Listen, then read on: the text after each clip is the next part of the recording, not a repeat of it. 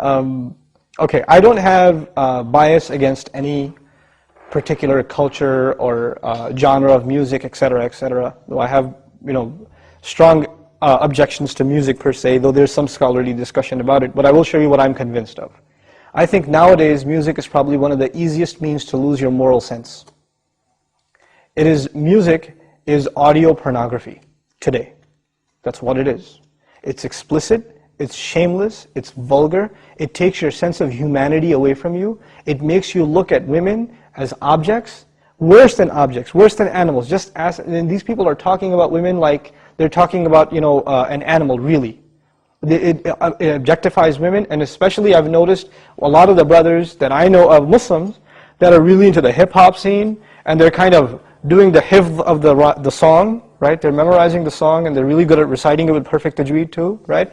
And so they do that, and it's just horrible language, horrible, horrific language.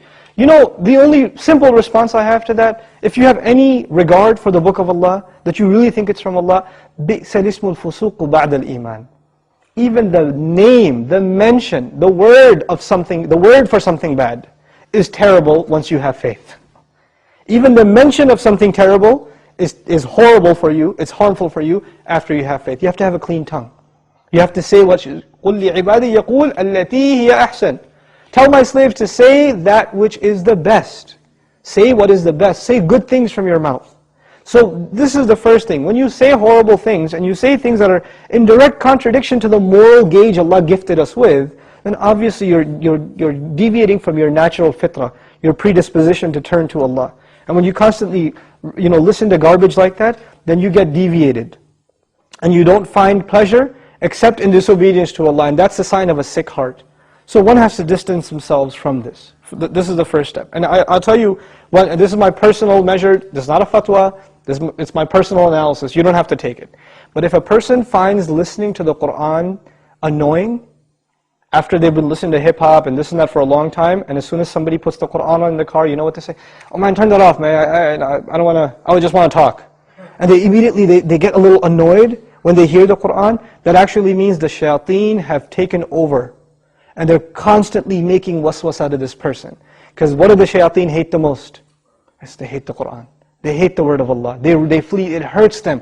So you know what they do? Because this person has let the shayateen, the devils, into his heart, they start pinching at his heart when he hears Qur'an, and he says, I don't want to hear this. Right? It's like surgery, it's like pulling a tooth for this person. This happens.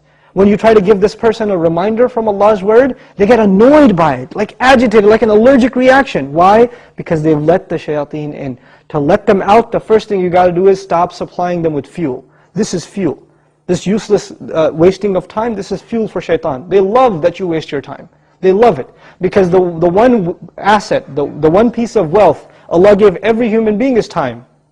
And what is music and TV and YouTube and Facebook and MySpace and like Twitter and whatever else?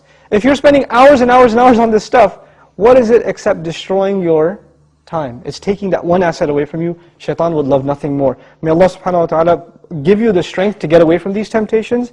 My advice that I keep going over, I can't get enough of giving this advice, find better friends. Find company that is not into these things and try to spend more time with them, and inshallah you'll wean yourself off of these habits. Bi-idhnillah.